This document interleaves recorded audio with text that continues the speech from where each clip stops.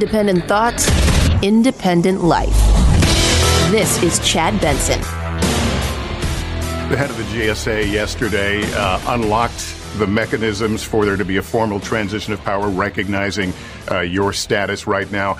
Is that happening on the ground? Are there people talking right now who weren't talking yesterday? Yes. Immediately, we've gotten outreach from the national security shop, from to just across the board. And they're already working out my ability to get presidential daily briefs. We're already working out, meeting with the COVID team in the White House and how to not only distribute, but get from a vaccine being distributed to being a person able to get vaccinated. So I think we're going to not be so far behind the curve as we thought we might be in the past. Look at that. By the way, this is Craig Collins filling in on the Chad Benson Show. You are in the right place. Chad is on a much-deserved early holiday. I hope that you're going to have a nice next few days. And I will cover the most controversial topic I can possibly talk about a couple times on the show today, Thanksgiving, which is weird. If last year someone had bet me a lot of money that would be a controversial topic on a radio show, I would have taken that bet, and I would have lost hard right now. But let's talk about Biden first. Biden, the campaign that's now going through the transition process, all those things are happening. All the things you heard on the news about how the President of the United States going through what is a legal right of any American, a process to try to figure out if something was fair or not, trying to go through the court system. All that was Armageddon a couple weeks ago. It was going to ruin every ability for our country to function normally. That's all gone now. That's all. It sounds like none of that. It's nothing burger of a situation. There were other questions asked during this interview from NBC and Lester Holt the other night. More coming up this evening as well. Some more interesting things to hear from the president-elect, according to a whole lot of people, although not everybody, which I find interesting, right? Because I'll say this. Most of the legal process appears to be kind of done. It appears to be in a situation to where, and I don't mean to laugh, I'm not trying to pick sides in this. I mean, I had a side. My side probably didn't do well like yours, but it was still the right of the individual, of the president, to make sure that it made sense, to make sure that everything was on the up and up. And I'll say one last thing about the election itself and its credibility, and I'm not trying to remove any credibility of the way in which we all voted, but it was a unique year. I mean, anyone that you get in an argument with that tells you that it's ridiculous to question the outcome of the election in 2020, it's ridiculous. You're being crazy. You're threatening the democracy of our country by saying that there might be a chance that some of this might need to be looked at a little more closely. They are just denying the fact that we're in such a unique year, that it's so odd to have so much mail-in balloting, so many places. I mean, in some states, say Arizona, for example, that's kind of the norm. They do it a lot there. But there's a lot of other places that don't quite take the amount of mail-in ballots that they got this year, which is probably part of the reason why you saw so many people vote on, honestly, for both candidates, historically high numbers. But all that occurred. And when all that happens, when you have a new kind of trailblazing situation take place, you might ask a few questions. I also find it very interesting here, and I'll get to this actually. During this interview, Lester Holt and President-elect Joe Biden discussed if this is Obama term 3, essentially, because some of the staff being brought in, well, they're names that a lot of us remember. And guess what? This probably isn't surprising. Some people on the far left are already trying to eat their own. They're already getting very mad at Joe and some of the decision making. But let's hear the question. What do you say to those who are wondering if you're trying to create a third Obama term? This is not a third Obama term because we face a totally different world than we faced in the Obama-Biden administration. Now, why do you think we face a totally different world? Is it by any chance because Donald Trump was the president and every single answer to every question is, Donald Trump ruined everything and now we got to fix it all? That is the way that this usually goes from this side. President Trump has changed the landscape. Bingo! I just hit a jackpot. It's become America first, which meant America alone. We find ourselves in a position where our alliances are being frayed. It's a totally different. That's why I found people who joined the administration in key points that represent the spectrum of the American people as well as the spectrum of the Democratic Party. You know, one of those names that's been very interesting, AOC, has actually already tweeted that she's very upset, that she's very angry about it. Rahm Emanuel. Rahm Emanuel is a name that a lot of people know. One, because certainly he worked very closely with the Obama administration and also wound up working quite a little bit there in Chicago for a while. And that's actually where a lot of people have problems with him. His record as a politician in Chicago, not necessarily when he was working in the White House, is what's called into question by many of the people on the far left. So already, some of the names that are being thrown out are being objected to. They're being, and here's the biggest thing, in my opinion, about Joey Biden. And I'll call him that for now. I hope that's okay. A lot of people probably think that was wrong, but hey, I can't help it. I'm not sure that he is like, look, I didn't like the decision making that the Obama administration made. I didn't like a lot of the things that happened behind closed doors. There were ways in which maybe the thing that got sold to the public was not what actually was occurring when the rules were being set out. And yet there was something about the way in which the former president of the United States, Barack Obama, could sell that to the American people by being as, I don't know, eloquent or whatever the word is that he was so often that he'd have the media, everyone just kind of loving him and pushing aside any of the things that you and I might have been paying attention a little bit more closely to. That's not Joe Biden. He doesn't have that skill set. He is not going to be able to distract the way that the current president of the United States is very good at doing, or the way that the previous administration that Joe worked for had done. So it'll be very interesting to see if there's even resistance at all to some of those pushes from the far left to demand certain things. Right now, there's a big fear by some that Joe Biden is just going to, President-elect Joe Biden is just going to give in to anybody that asks. I mean, Kamala Harris might have a few ideas, and those might be ideas that land quite a bit more successfully than, say, some former vice presidents. But we'll see. Just a little bit more from Lester. Have you considered, for the sake of national unity, selecting or nominating a Republican, someone who voted for President Trump? Yes, and we still have a lot more appointments to make. I want this country to be united. The purpose of our administration is, once again, united. We can't keep this virulent political dialogue going. It has to end. Do you think, I don't know what side of the aisle you voted for, I can guess, but maybe there's a lot of people who voted all over the place. Do you think Joe Biden is the voice that's going to unite? I know, and a lot of people know, that the way that the election ran, it really was essentially, do you like or do you hate President Donald Trump? It had nothing to do with any sort of emotions or feelings or beliefs in Joe Biden, the politician. It really just had to do with one thing. Do you love or do you hate the current president of the United States? So when you hear President-elect Joe Biden say that he's going to reach across the aisle and mend those big divisions that exist in our country, I don't know how. I honestly don't understand how. And maybe case in point, more so than anything else, is some of the other things they touched on in this conversation.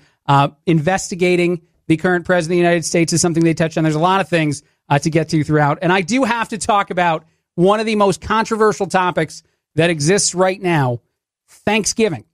It's surreal that is a true sentence, that every single person is going to have a very strong opinion about whether or not celebrating Thanksgiving with other people makes sense. And what I'll tell you about that is not that I'm going to get on any show anywhere in this country and tell you what to do for Thanksgiving, because I know that Chad doesn't like to do that. I know a lot of people don't like to do that. And I think that's the entirety of the argument for those of us who are begging for, say, the news organizations and politicians to step back just a little bit, to pull back just a tad and not tell us that airports right now are the most dangerous places in all the world, because I think that for every single person in this country, the thing we most enjoy about living in the United States is the freedom to make certain decisions, the freedom to decide to do or not do certain things. And I know that there are definitely things none of us are allowed to do. There's things that are illegal, that are against the law. I don't think we should ever have Thanksgiving dinner fall into the category of against the law. And yet some places, those sort of things are happening. We have a lot to get to, a lot to talk about today. Joe Biden in the news, the president of the United States, of course, in the news, Thanksgiving all over the news. And maybe, just maybe, because tomorrow's a holiday, we might try to have a little bit more fun. And I love this audio, and I'll have to play it after the break. There's a guy at a COVID-19 briefing that made a mistake that you've seen in the movies before, and he made it in real life, because this is a very strange year. More of the Chad Benson Show in a bit.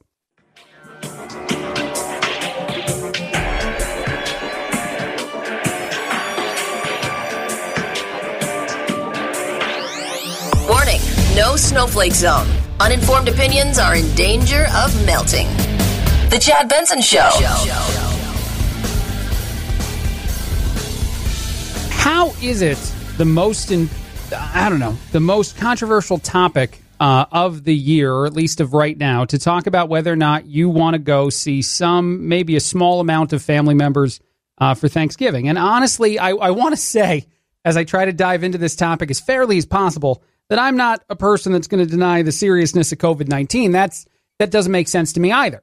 There's a lot of numbers out there, a lot of scary numbers, a lot of information that would make you think that, all right, this is a very unique, very serious pandemic. But it is also the kind of thing that you might be able to navigate safely in the confines of your own home with your family members for Thanksgiving, and everyone can be just fine. I've seen a lot of hot tips. I've seen a lot of information as to how that actually goes down, how you do it correctly.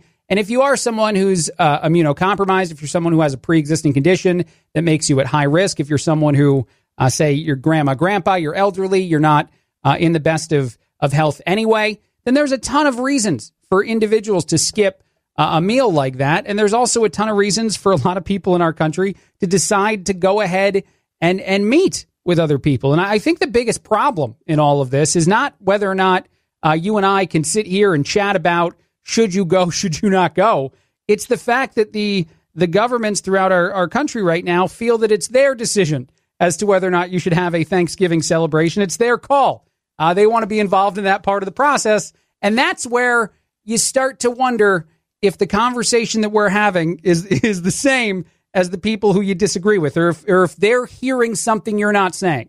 When I say that I don't think it should be illegal, I don't think you should get arrested, I don't think the cops should burst down the door, probably take a scoop of mashed potatoes on the way out as they're handcuffing grandma, and take everybody, to the clink because they had a Thanksgiving dinner. When I say that, I'm not denying the fact that I think that there's an actual illness that's wreaking havoc on our country and on the world. Those are not mutually exclusive ideas. I can say that I believe in the freedom of my country and the freedom of people to make the decision to or to not travel. And I saw this all over the news today, the amount of people traveling and how shocked the news media is that this would happen. Flight maps show a shocking amount of Thanksgiving travel, despite CDC advice and several other individuals saying it shouldn't happen. Active flights every single year have been about 6,000 to 7,000 around these days. And guess what? They're about the same this year. The amount of active flights happening in 2020 is pretty close to 2018, a little bit higher, actually, and just a little lower than 2019, about 6,972 flights taking place as of just the other day. And this is shocking information. I don't think it should be. And I don't think that, and I'm going to try my hardest not to talk about this for the entirety of the show today, because it just makes no sense.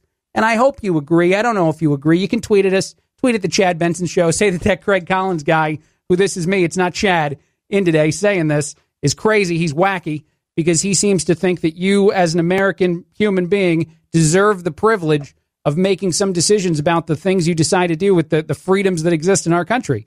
Because I looked at it too. I heard this story about how Canada, which had their Thanksgiving version celebration in October, that the cases all went up there and it got very scary. And that was a warning to everyone in our country that we're going to see the same. But that's a disingenuous kind of conversation to have, for sure, in my opinion, because cases went up everywhere in October and into November, not just in the United States, not just in Canada, everywhere except China. Has anyone checked the numbers in China for the amount of COVID cases? They're minuscule. And so I wonder if it's one of two things. And I'm guessing maybe some people would agree that the numbers might not be trustable. You might not be able to put a bunch of faith into the things that we're being told by China. But if they are close to accurate, then I also wonder if the success for them has been just the complete removal of freedoms that our country is so very much used to and so very much founded on. Because there's talk of these apps now These apps that would track you, track your whereabouts, let you know if you've been around enough people to where you may have been exposed to COVID-19. And honestly, in China, the way it works, from what I've seen, is it's almost like a light. There's a green light, a yellow light, and a red light. And if your app tells you that you're in the red light territory, guess what? You can't go anywhere. And even if you do not have COVID-19 in those places, that the design is to tell you that, guess what? Now you are locked down because you could have it. And we don't want to get into that world. And we don't want people to tell us, but all right, I got to get to this. I don't even know if I'm going to have enough time to get to this. But there's a guy, a Canadian official, at a COVID-19 update in New Brunswick. And some pretty amazing things, in my opinion, happened that can lift your spirits just a tad. Thank you, Ms. Cunningham. Thank you, Dr. Tom Bateman. Times and transcript. Oh, hi there. I'm worried that... can you hear me? Now, you might just think that's distortion. It's not. Hang on one sec, folks. That is not me.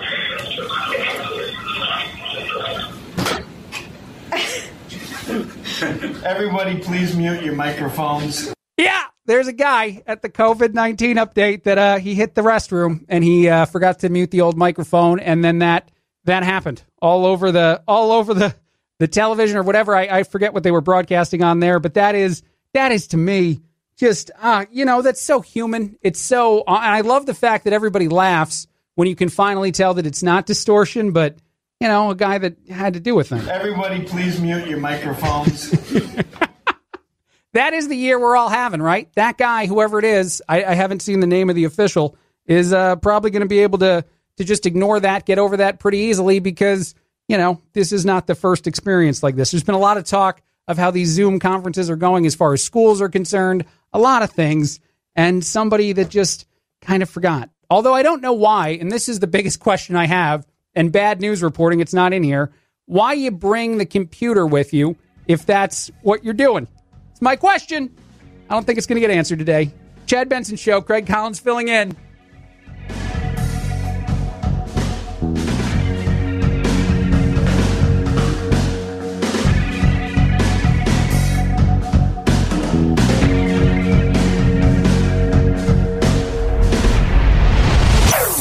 Chad Benson Show.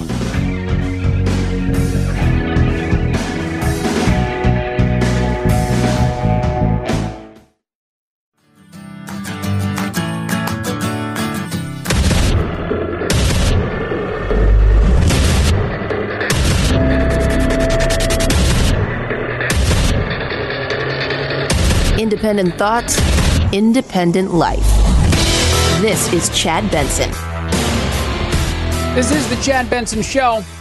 My name is Craig Collins, filling in for the day. Happy almost Thanksgiving to the people who are going to celebrate it this year. And to anybody that's going to be at home alone, which I'm not judging you. That's fine if that's your decision. I feel bad. I hope you can find a way. Maybe there's got to be some giant live stream that everyone can get on, that you can just complete strangers. Just get on that, get on a Zoom call, and just accept every invitation and try to have as many people virtually at your dinner as possible if you're going to be spending it with very few or no people. Has anyone heard, and this is very rhetorical as a question, one, well, because it's radio and I don't have any callers calling in, and two, because I know the answer is probably yes, but have you heard of the mysterious metal monolith that was discovered in Utah? This is captivating all of us, and I was just talking to my producer Phil about this during the break. The biggest reason why is probably that we're so desperate for anything that some hero put a bizarre block of metal in the middle of Utah, and it's on the news all the time. We don't know what it is. Has it been there a while? There are multiple theories being thrown out there, but I just love the fact that this is a headline-making story, that there is a mysterious metal hunk of stuff, monolith as people are calling it, just sitting out there in the desert. And some people are saying maybe it's a tribute to some movies. A Space Odyssey is one of the ones that has been thrown out there. 2001: A Space Odyssey. I don't know. I hope that somebody came up with this idea. I hope that it was two gentlemen who were tad intoxicated when they were thinking about it. And they're like, this year's been rough. We need to distract everybody. Let's go put this giant metal thing we have in the middle of Utah and see what happens. In other news, and I think this is very interesting on a lot of levels, actually, and I think we even have some audio we can play for it, but Dave Chappelle has been in the news quite a bit. He hosted Saturday Night Live, And to be honest, if you've been watching Saturday Night Live, which I know less and less people do all the time, I think one of the most interesting choices they've made in the last few weeks is having these somewhat controversial comedians, certainly people who are not afraid to say what they think, host the show and give extended versions of opens, of monologues, in which they say some things. Dave Chappelle is the most recent of the comedians to do just that. He brought up, while he was on Saturday Night Live, his Chapelle show, a very famous show that he had been a part of for a couple of years and then walked away from even more infamously, I guess I should say. And he doesn't want people to watch it because, well, he's not getting any money for it. And so Dave Chappelle was covering this the other day. And actually, I guess he even got Netflix to remove it from their platform. It's still on an HBO platform called HBO Max. But here's Dave Chappelle telling people not to watch his Chappelle show, which is just very odd in and of itself, but I do think fairly interesting. If you ever liked me, if you ever think there was anything worthwhile about me, I'm begging you, please don't watch that show. I'm not asking to boycott any network. Boycott me. Boycott Chappelle's show. Do not watch it unless they pay me. How strange is it to have fans so dedicated to you, to have people who believe in whatever it is that you're putting out there every single day? And I think Dave Chappelle is very funny, by the way, so I guess I'm also a fan, that'll just boycott what made him famous. Because truthfully, and I know he has some movies that he had done, and I know some of them were somewhat successful, but he is a name. He's the name that he is because of that TV show, and he walked away from said TV show. He just said, I'm out at one point, and didn't, I guess, get paid what he was supposed to get paid for it. So now he wants you to not watch it. And Netflix, who has made a lot of money off of Dave Chappelle, and vice versa, he's made a lot of money off of them for some specials he's put out, decided to go ahead and just listen. The comedian called Netflix and asked them to take it down, and they said, sure, no problem. We have your back. And now it's a thing. I don't know. I've watched episodes. I don't know if I should feel bad or if I should cut a check for Dave Chappelle, but I just think it's tremendously interesting to hear a very famous person during a year that we've all had a lot of unique struggles beg us not to watch, the thing he's most well known for, because he's not going to get a check for it. I don't know how or why it's something that's as captivating as it is as well, but it is. Let's shift gears again to other news. New Mexico, their governor has decided to shut down some of the grocery stores for 2 weeks in the area. This is because of some COVID tests that came back positive in the rapid testing kind in the area. I also have seen a couple stories internationally. Germany is banning fireworks for New Year's Eve because they don't want to have any more spread of coronavirus. The UK, which for a while was maybe going to ban any kind of gathering for Christmas, now seems to think that it's okay to have up to 3 households together for about a 5-day period around Christmas. The truth in all of these things, in New Mexico, as far as the grocery stores go and everywhere, when do we hit the line where you actually see a news report with images, with stuff that none of us, I think, in this country want to see, where people are getting arrested? People are getting arrested in their own houses. People are getting arrested in the grocery store. When do we actually cross that path and start to see that happen? And when do people say that that's too much? Because every single time that you hear any sort of politician throw out these rules, inevitably when pressed by any member of the press to tell them whether or not it would actually be enforced, the tough way, the answer is almost always no, or the answer is almost always we hope not to get there. But once we start seeing those kind of things hit the news, maybe that'll just be the complete uniqueness, like the full circle moment when 2020 caps, and you say, all right, I need to get to 2021 ASAP. And if I live in Germany, I don't get any fireworks, which out of all the New Year's Eves where you'd want to celebrate hard, I imagine this one's going to be a big one. I would like to see some fireworks. I love this story, totally shifting gears, because we need as many palate cleansers as we can get.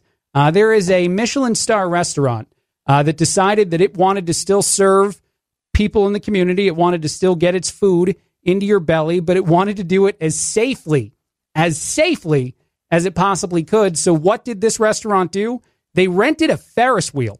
Had it set up, had the owner, had cooks and everybody available, and one at a time, you loaded a table of people onto the Ferris wheel, turned it up just a tad, and then moved it again. And this is as socially distant as it gets, certainly in my opinion. And it was a huge hit. From everything I've read, people seem to love the idea of having a world-class meal on a Ferris wheel, which is, again, a sentence I never thought I'd say in this year. But it was so successful that this restaurant, the name of the restaurant, by the way, is Cortez, they intend to do it again. There were about 70 tickets sold for individuals that could get up to groups of 4 for a 4-course meal inside a Ferris wheel. And I wonder if we start having like hybrid versions of that, because every restaurant's not Michelin starred. You can't all afford the Ferris wheel, but there are other carnival rides that might work okay. You got the tilt-a-whirl. You got a bunch of different things. You got the little swings. I know that would be a one-off meal. You wouldn't be doing this with a group. There's got to be a way, maybe even skee ball. Maybe you have people stand on opposite sides of the skee ball and you just kind of throw the food down the center for them. There's all different ways to add a gaming element to the world of food, and I think that that's another thing we could all use in this year. So I love this story. I love the idea of the fancy meal Ferris wheel, and I'd love to hear from you. See, I always do this. When I get on the show, I like to ask you to send us tweets or texts that make absolutely no sense to Chad when he sees them. And so tell us the carnival ride that you'd like to eat a world-class meal on. That is a serious question from the Chad Benson Show. My name is Craig Collins, and I'm filling in today. I want you to text us. I want you to send us tweets. Tell us what, if any, ride you'd like to have that meal on. Maybe all of the Thanksgiving meal. Maybe you don't want to go with just the Michelin-starred meal. Maybe you want to do Ferris wheel plus all of the things that are expected at the Thanksgiving dinner. Maybe this is the way we could have fixed this problem. Maybe everyone would have been much happier if you just had, little tiny tilt-a-whirls or something popping up in everybody's backyard. Because there's got to be a way to get this done, people. They figured it out here. We can all figure it out. As I said, my name is Craig Collins filling in. More Chad Benson Show in just a bit.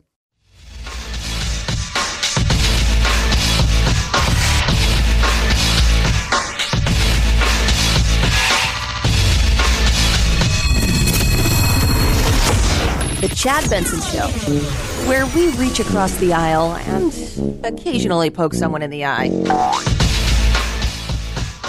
This is the Chad Benson Show. My name is Craig Collins filling in. Happy almost Thanksgiving.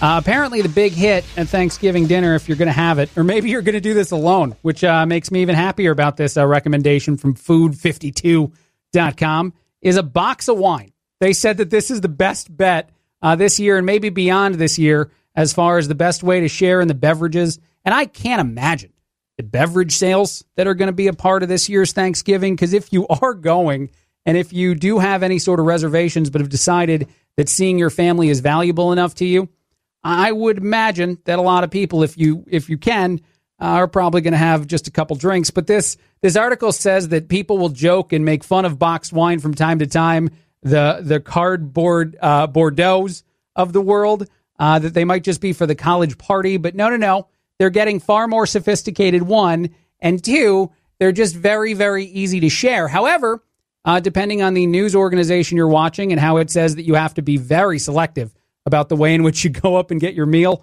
on Thanksgiving Day, whether it's having certain members of the family go first or making sure that all the plates are pre-filled out by the cook so that no one is actually going and interacting with any items.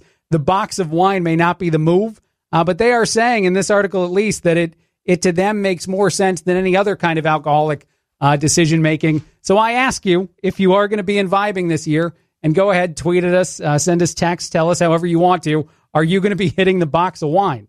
I do always feel whenever I purchase one, and I've bought one, I'll admit it, I'll come out and say it on the show. I think we're in the trust tree. I do always feel as though I'm being as low scale as possible here. You know, when you're getting something that comes in a cardboard box and a plastic bag, it feels similar to the cereal that's not necessarily the brand name, the cereal that can forego the cardboard box and just sell it in the larger bag at the bottom of the aisle, at the bottom of the shelves. It's the same sort of process, no matter how fancy it tells me this boxed wine is. But I guess, and according to at least one set of, I'm going to call them experts, but I'm not sure that they are, that this would be a move this year that'll make sense. And it probably makes people happy because you certainly have enough liquor for a very small gathering if you're going to do the box of wine. I also saw this story, and I just love this kind of stuff, to be honest, because it makes me know that there's parts of our world that still kind of make sense, even if it's been a little bit. AC/DC has the number one album in the country. They've done well as far as CD sales go, and maybe that's because their fan base is still used to doing things like buying an album as opposed to downloading it. But Power Up is the name of the LP, and it sold about 117,000 copies. It is the number one CD right now in the country. AC/DC still getting it done. According to Billboard, 71,000 of those are actual physical CDs, 23,000 are actually digital downloads, and 16,000 are vinyl, which, by the way, is also very cool. I had a conversation with a teenager, what was this? I don't know, like a month ago or something, about how cool vinyl was, and that's got to make you feel good. Any human being that feels like, yes, I'm aware that this is a good product, you should enjoy it, that feels like it's just as valuable to them to pay the extra money to buy it, and the fact that it could potentially be AC/DC, it makes me know that not all hope is lost. And then in other news, and I'm just going to kind of rapid fire some sillier stories because that's the mood I'm in. I don't know what mood you're in today. I saw this story out of North Korea, and it made me laugh. And I don't know, maybe you can judge my sense of humor in all this for just a second. Maybe it shouldn't be something that's amusing to me, but I was trying to envision how it all went down. So there's a gymnast in North Korea that recently fled to South Korea. He defected, but the way in which he did it was, one, on point for his sort of skills. He is a gymnast who does things like pole vaulting, and he vaulted the fence in North Korea to get over to the South Korea side. And the reason I'm so entertained by this story, outside of just the surrealness of that sentence, although in the year 2020, you could probably tell me any sentence and I'd believe it. I'd be like, yeah, no, that's possible. But I just wonder if he practiced it all. If this guy walked up to a part of this wall in which there's guards and stuff, there's military there, and just kind of like casually talked to people with his giant pole vault, just trying to, make it casual. Hey, guys, I'm just here. I'm practicing, hoping to compete in the Olympics for us. Oh, no, I wouldn't jump the wall. No. I'm going to just practice in this corner. I'm not going to go that direction. And then running toward the wall and pole vaulting over it. I mean, come on. If you can do a miraculous thing to get out of a country, you should be allowed all the time. If this is the kind of way in which people get this done, it's totally fine. In my opinion, maybe I'm alone in that opinion, and I can already see some potential problems with the idea there. But I just love to envision every part of this process, and maybe even the planning stages when he's like, nah, no one will stop me. I'll be able to get this done. The person is in his 20s. There was a manhunt for him after it was discovered that he was capable of getting over the wall. But he has since been, I guess, found by officials in South Korea, and he's going to be okay. Just to me, and it is a very dangerous option, as they're saying in this article, it's American Ninja Warrior style. I mean, how do you not at least respect the guy for that? One other quick story that I found tremendously amusing, and again, feel free to continue to judge my sense of humor. I am going to accept it. There is an NHL hockey player who recently went viral on TikTok, an app that I am still not sure if the Chinese government is spying on me if I use.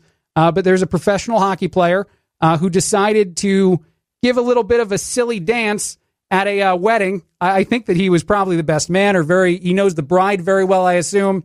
But there's no other word for it. He gave a striptease. The hockey player decided to go that road at the reception, which is bold in and of itself. Alcohol may have been involved in it. And the reason that this has gone viral is that as the guy was doing his thing, and everybody at the whole place is loving it because, I don't know, he's a famous athlete, and also it probably was fairly amusing. He kicked her in the face. I don't know if this is a hockey player move, because they are the kind of people that fight a little more than maybe some of the other sports, but he was trying to transition from, standing in one position to a different one, and as he lifted his foot, he kicked the bride in the face.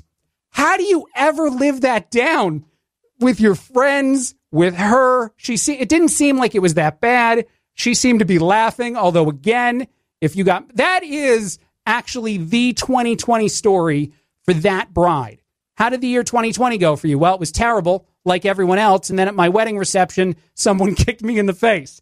That does feel exactly on point for the year we're all kind of having here, and it's gone viral. Hundreds of thousands of people have watched it. People are, for some reason, enjoying it, although also there's been a lot of sympathy for the people involved. And I definitely feel worse for the bride than the hockey player, but he did seem mortified. He did seem as ashamed as you could possibly be the moment that goes down. Honestly, you just leave. Just leave the reception. Just make sure that the present gets much nicer. You're famous. You're rich. You probably should up the ante after you kick somebody in the face at the reception. But seriously, if this was the kind of thing you attended this year, would you be all that shocked? I don't think so. I don't think any of us are. I saw a story about how Parler might have been hacked. I don't think that I'll be able to get to it in too much detail right now, but I can get to it a little bit later on. I just think it's interesting with this social media platform, and if you don't know what it is, it's geared toward people that are conservative, but how much interest there is in it. I'll cover it in just a bit. Craig Collins filling in on the Chad Benson Show.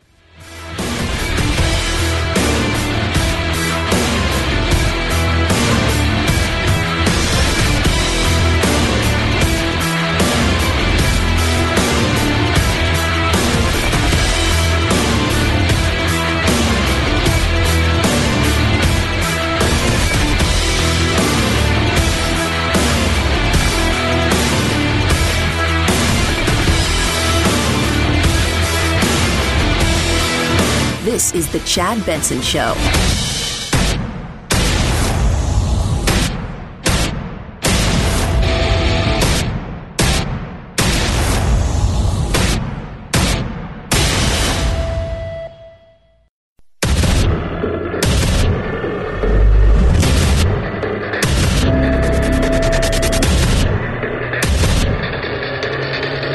Independent thoughts, independent life. This is Chad Benson. This is the Chad Benson Show. My name is Craig Collins filling in. My guest, his name is Rich Lenkov. Rich Lenkov is co-host of the premier legal podcast, Legal Face Off, from the WGN Radio Podcast Network. He joins us to talk about a story that already feels a little bit old and yet still fascinates me quite a bit. Sidney Powell. Rich, welcome to the program. Good morning, Craig. Thanks for having me. Unlike Dave Chappelle, I actually want your listeners to tune in to Legal Face-Off, so I appreciate the mention. Yeah, no problem at all. That's what made you famous, so I want to keep encouraging people to get back to it. But this whole story, the Sidney Powell thing, from your perspective, the first thing I guess that maybe a lot of people would ask is, can a lawyer add themselves to a legal team and then kind of remove themselves from said legal team the way in which it appeared that Sidney did all this? Because I don't know. She just went a little bit more rogue than anyone else was willing to go.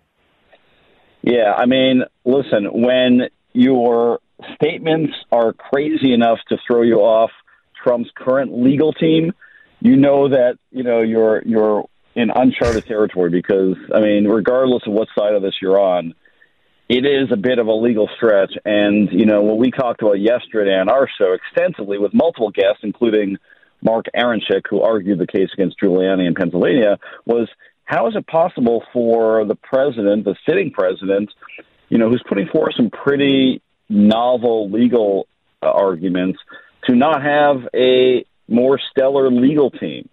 So that is an interesting question. But this for Sidney Powell, yeah, it's a little bit, it's pretty strange. I mean, she was out in that press conference just, last week, over the weekend. Well, and yeah, I want to talk about the strategy in that. So I'm not a practicing lawyer, but you happen to be one, which is why you're a guest in the show.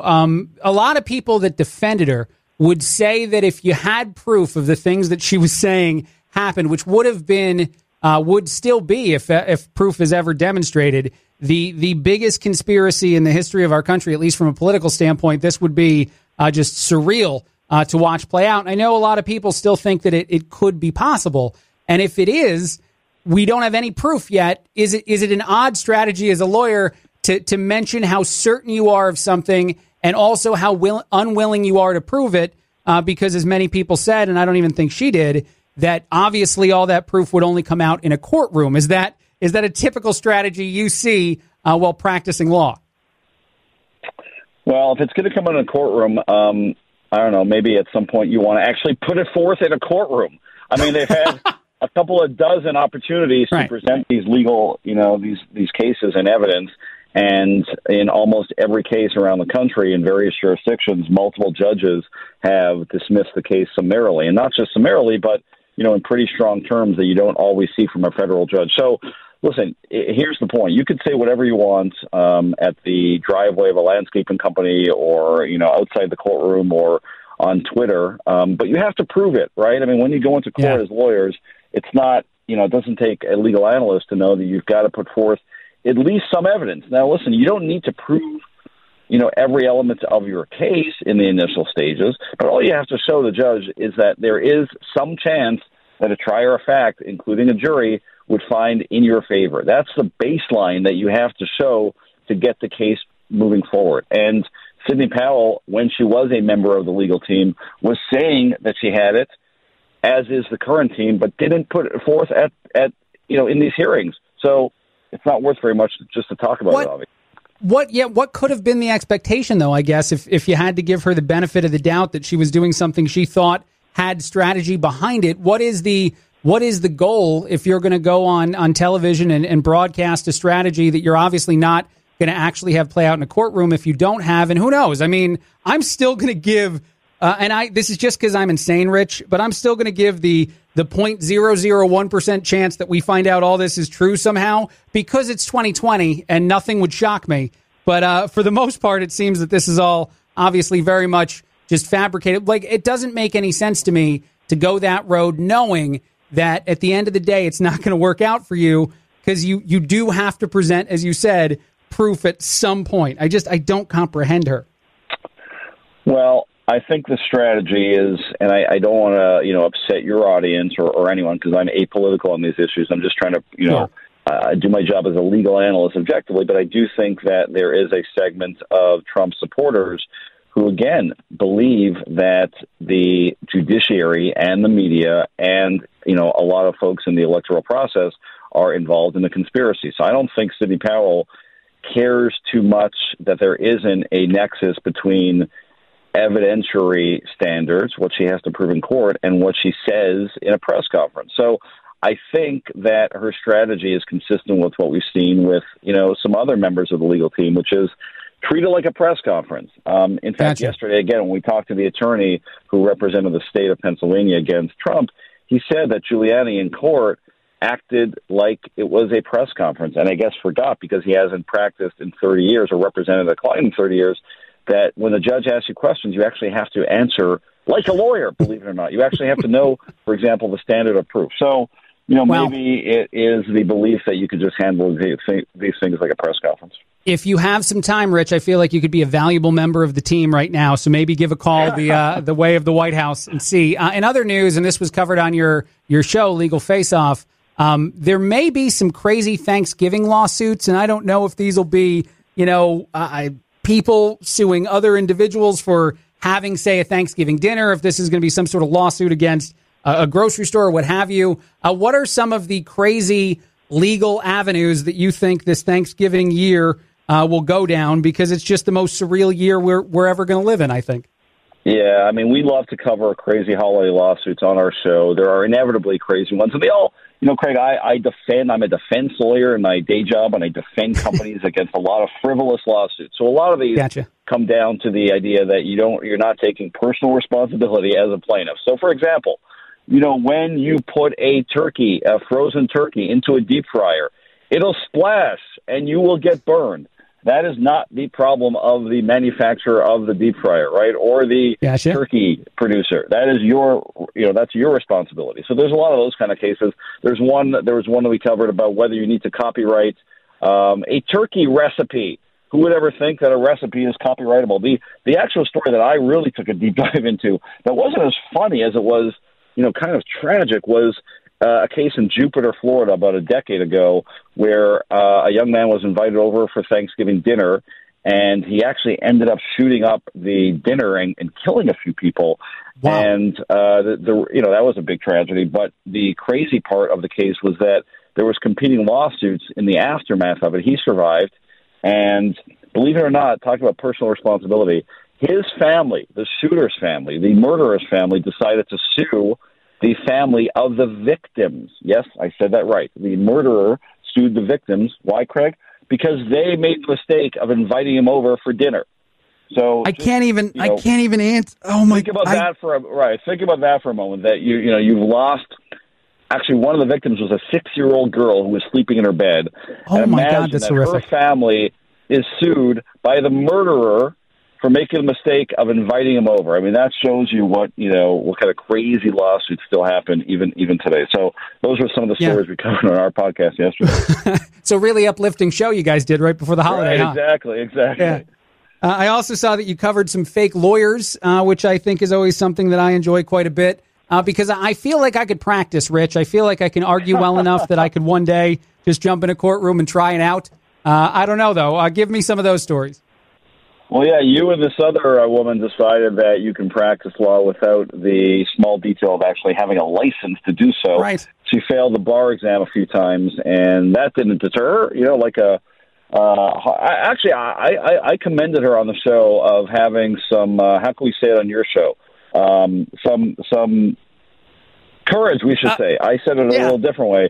But she had the courage and self-conviction to actually not let her failure to have a bar license stop her from being a lawyer. So, yeah, she set up shop and listed a law school classmate as her partner and proceeded to actually practice law for a while. So, that's an industrious young woman.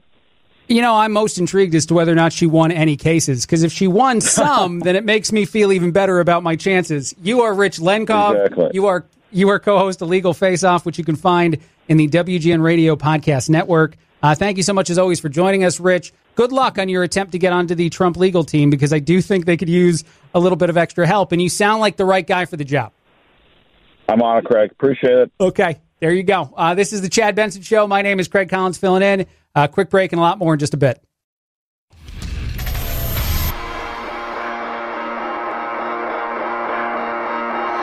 Welcome to Chad. No, not the country. The institution. The Chad Benson Show. This is the Chad Benson Show. My name is Craig Collins. I am feeling good. Hopefully you're feeling good too. Almost Thanksgiving Day, so happy almost holiday to everybody out there. Parler is a social media, a brand new social media place that a lot of conservatives are going to. It's a place in which I guess having like-minded people is nice. Because honestly, right now, if you throw out a political opinion on, say, Facebook, Twitter, any of the things where you're going to encounter people that don't feel the same as you, it's going to be an argument. And people are going to come out of the woodwork. People that you don't even remember you're friends with. Maybe, a high school buddy that you haven't talked to in a long time is going to go after your opinion hard. So this platform has been very attractive to a lot of people that felt like, hey, I can go and be here and not have to interact with people who hate my ideas. Which is so American, of course, right? That we can all yell at each other, that you need to do things like get out of the country. And actually, I love the fact that Alyssa Milano is trying to extend an olive branch to Trump supporters, but I'll get to that in a second. Back to the Parler thing.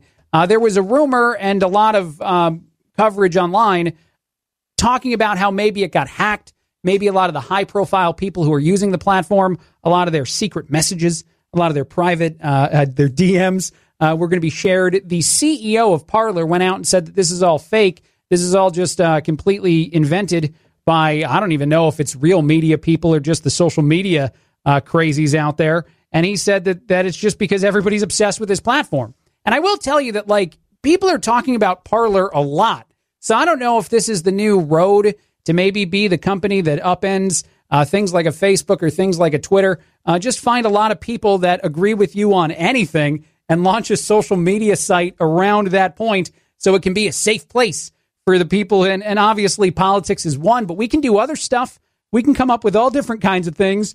People who want to have their entire Thanksgiving via beer is maybe a social media, or at least a group on social media. I'll get to that story in a little bit too, as my producer and I were talking about some novel things coming to the market in the next few days. I did mention this quickly, so I might as well get to it.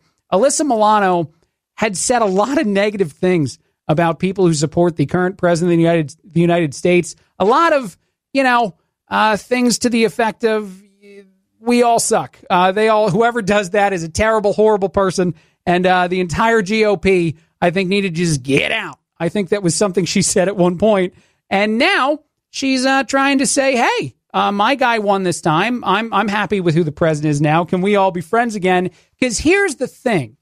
If you work in any form of media, if you do things like, I don't know, sell products to the public, you don't actually want half of the country to think you're a jerk, for lack of other words that I can't use on platforms like this. It's the famous Michael Jordan saying, Republicans buy shoes too. When Michael Jordan was playing basketball, if you don't know that story, he was asked his political opinions often, and his response very intelligently was that he didn't really want to have a political opinion because, you know, he was trying to sell a product and he'd like for everyone to desire that product. And I think what is most interesting about the way in which the election played out this year is not necessarily all the conversations that are being had as to if fraud exists or all that other stuff, but just the amount of support that existed for both candidates. It was historical. The amount of votes and the amount of support for both individuals were higher than we'd ever seen before. And I'm aware that a part of that is because some people voted who might not have gone out to the polls. And that is truly a part of this whole thing that does deserve that additional layer of scrutiny. There's a lot of people who sent in a mail-in ballot because it was easier that might not have had a passionate political opinion the way that maybe people in the past have had. And I have more news on that in a bit, too. But as you look at this story of a famous Hollywood actress who I don't think has been in many valuable things in the last few years that had very strong political opinions for a while, among other things, now trying to extend the olive branch, say we can move forward together. One of the things she tweeted to her 3.7 million followers, they were not having it. From what I see here, the coverage is that a whole lot of people who support the president of the United States don't think that this is when you get the never mind, I take it all back moment so that we go to your movie or whatever it is that you might have coming out. It's truly why I think it's so odd that our society has gotten to a point where it's not just the famous people. And I'm never going to be the kind of human that tells a person who's famous for something other than politics to not talk about him. If you want to talk about politics, that's you. Go ahead. Go your road. Say what you want to say. Disagree with whoever you want to disagree with. But don't be surprised when you don't sell things as well, when the box office numbers aren't what they used to be, when you piss off half the people that exist in this country, because that's truly what it is.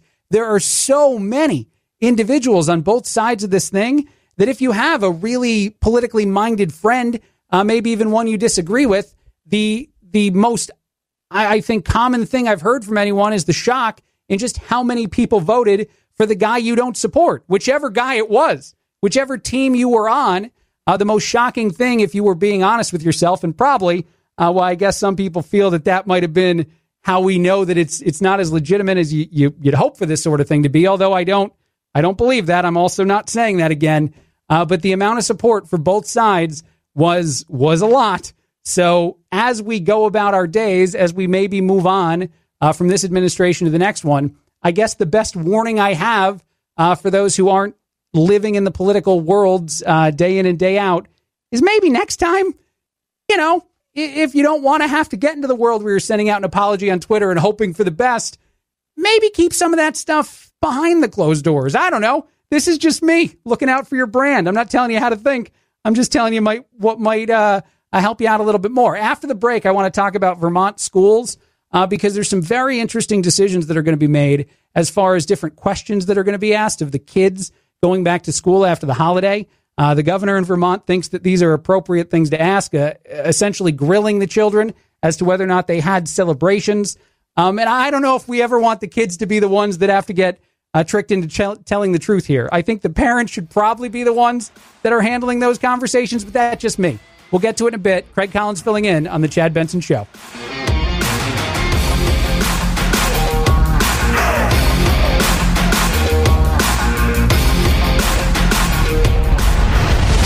The Chad Benson Show.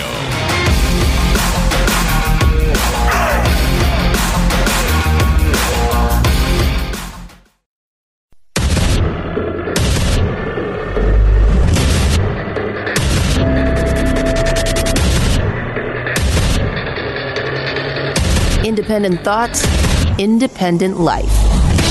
This is Chad Benson. It is the Chad Benson Show. My name is Craig Collins, filling in. President-elect Joe Biden. We're all going to have to get used to start saying that. We're going to be saying it more and more, unfortunately. President-elect Joe Biden gave an interview. He was talking to Lester Holt just the other evening. More of that coming up tonight, so get excited. But as they're speaking, one of the questions that came up, and this is one that I give credit to Joe for the way he answered this question. In a way, I mean, I know that he's going to throw the president under the bus because that's part of the role. That's what you do. As you talk about other things, you make sure to mention once or twice that President Trump is the worst guy ever in the history of people. That's how you do it if you run on that side of the aisle. But he's not interested in investigating Trump for any of the things that people accuse the president of having done.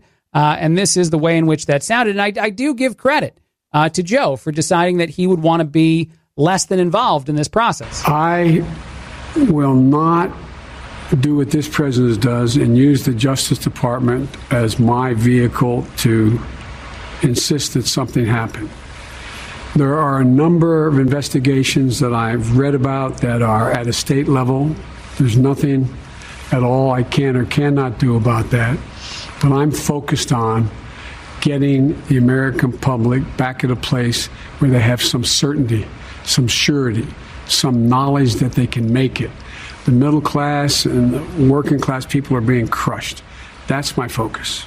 Now, I would ask President-elect Joe Biden if he started to have investigation after investigation coming after him, if he started to have his version of the Russiagate or the whatever scandal it's going to be, if they all hit the news, and they won't, by the way. We all know that the news media won't cover it the same way you cover the presidential situation that is Donald Trump compared to Joe Biden.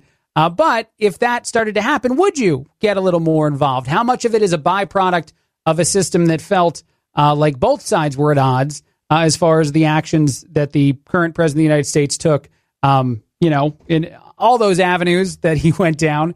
And how many of them are ones that I don't know, that you would go down if put into the exact same situation? I ask you this, Mr. Biden. It was not asked to him, unfortunately. I did see this, too, as far as there might be a lot of people listening as I continue to refer to the individual of Joe Biden as President-elect Joe Biden. I continue to provide him with that entire title. You might be a little upset in that. Fox and Friends covered it this morning. They talked about it a bit. And honestly, I know that there was a fill-in host talking about this, but we are in a stage now where a vast majority of people, after the things that have happened, are going to have to accept, whether or not you like it or even believe it, that is the road we're going down, as obviously transitions have started to take place and things have started to be shared with the Biden team. But here is what it sounded like for Fox and Friends as they addressed exactly that issue. It's always going to be deeply disappointing when your candidate of choice doesn't win. With that being said, as of right now, the evidence shows that Joe Biden is the president-elect. There hasn't been anything brought forth in court that has shown otherwise. And what's concerning about the polling, I think, is that you worry that are we at a point where the country is so divided that no matter what is shown in court, even if it's completely decisive, the process is over, everything is brought to the table, is a large segment of the population going to believe it was stolen or rigged simply because the president is saying so. Now, I don't agree necessarily that it's just because the president is saying it that some people believe that this election was interesting. Let's use that term. And as I said before, and I'll say again and again and again and again, both on the radio and off, this year was unique as far as the way in which voting took place. It was. If you want to say that there was absolutely no fraud within the election, that's fine. I'm not actually going to attack that point or even fight with you on it. I'm not the guy to turn blue in the face promising you that something happened that I can't prove happened. However, I would continue to point out to anyone that tells me that it was 100% perfect, everything about it was as ideal as it could ever get and there was no chance for anything bad to go on. I would point out that a whole lot of places, a whole lot of states had a influx of mail-in ballots that had never happened before. When a system changes, when things happen in a different way than the way in which maybe your system is set to handle them or you're used to things occurring, there is a chance that some mistakes, however well-intentioned or not, can happen. So as people investigated, as people looked into and challenged the results of this election. By the way, my favorite thing in talking about this point, and if this comes up at your Thanksgiving dinner, one, I'm sorry, because you decided to go to Thanksgiving when a lot of people stayed home, and now you're debating whether or not the election was rigged. But if it does come up, I would just say this, that in 2016, there were several articles from a lot of places that lean, the other way, that lean the way of Hillary Clinton, that threw out those very same ideas. Did we get to a point where it was challenged in court? No. Did we get to a point where it happened exactly the way it's happening now? No, we didn't. However, we did wind up with a bit of a pregnant pause there and a bit of information coming out in some reputable places. I think a CNN article exists, has been talked about a bit on a few different other places that essentially accuses some of the same voting systems of potentially having technical errors within them. And again, none of this is me trying to say that I'm on the bandwagon of the idea that the election was rigged or the election was stolen from the president of the United States. I don't know that I will ever believe that without actual solid proof. But I'm also saying, as eloquently as I can try to say it, that if you look someone in the face who believes those things and tell them that they're a moron, that I'm not sure that you really appreciate just how unique this year was voting-wise. And I don't think you're providing any level of grace to the individual you're talking to because, when something changes profoundly from one year to the next, you have to accept the idea that potentially something could have gone rogue. Let's keep going back and forth with the topics of the day. Let's get back to Thanksgiving again, and let's talk about the idea here in Vermont. I can't believe that some of the places in our country are making decisions they're making. Again, not because I'm going to try to be as fair as possible, because I was just telling you you should be. Vermont schools are going to quiz the kids. The governor of Vermont, Phil Scott, wants his schools to ask the kids a lot of questions, maybe even trick the kids into admitting that there might have been Thanksgiving gatherings when they come back to school, and then they have to go home. Then you got to be quarantined. You're not going to be in school with everybody else. You're going to do remote learning. And what I don't understand about this idea, this plan, is that it's focused on like tricking a child. And we're all okay with it. By the way, there's a bunch of people that's like, yeah, it's fine. Go ahead. The parent's not going to tell the truth, so trick the kid. Give him candy and then ask him what happened. And see if he tells you, did you have mashed potatoes and who passed them to you? Was it someone that lives in your house or was it someone else in the family? Can't we handle this all a different way?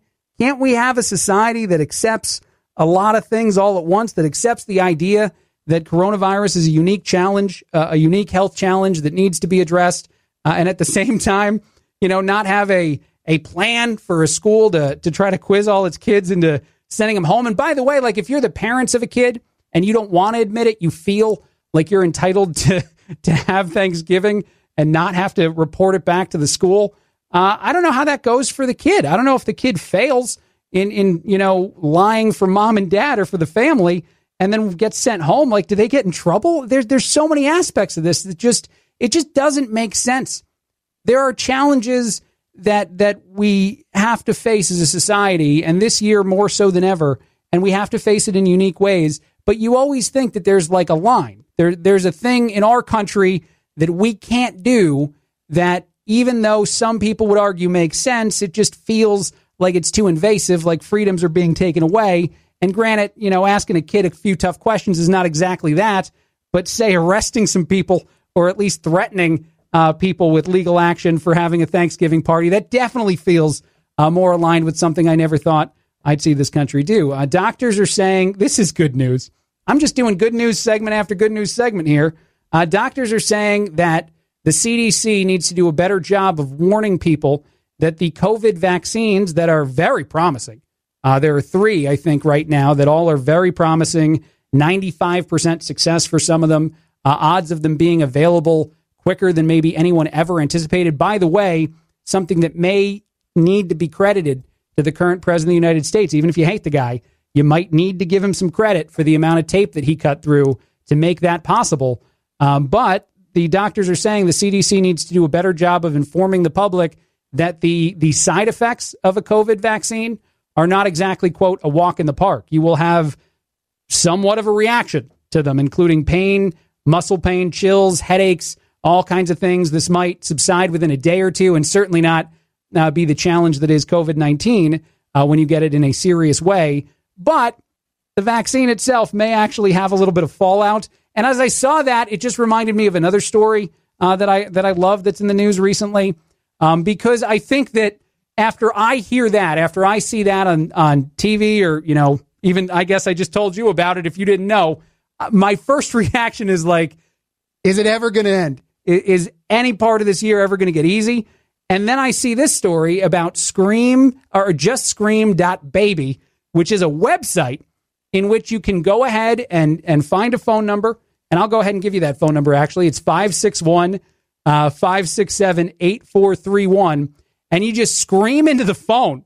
This service answers the phone, and all you do is yell, and then they post all the screams on their website. I'm going to give you a little taste. This is what it sounds like, because we need this service this year. If you feel that everything gets too stressful, maybe at a holiday gathering or not, maybe you couldn't go to one for whatever reason, and you just need to let off some steam, you can go ahead and dial this phone number and do this.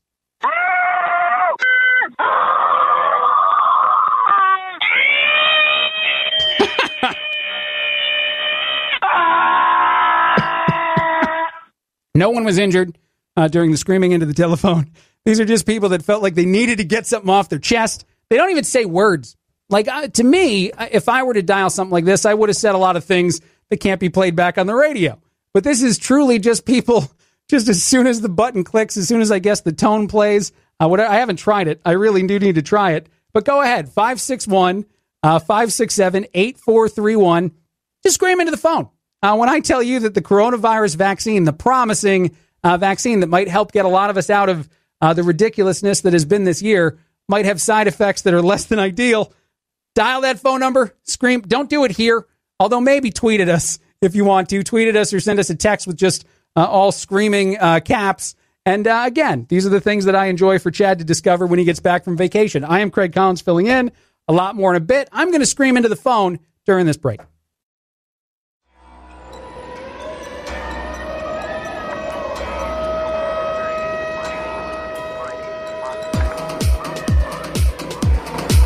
Darn, that climate change.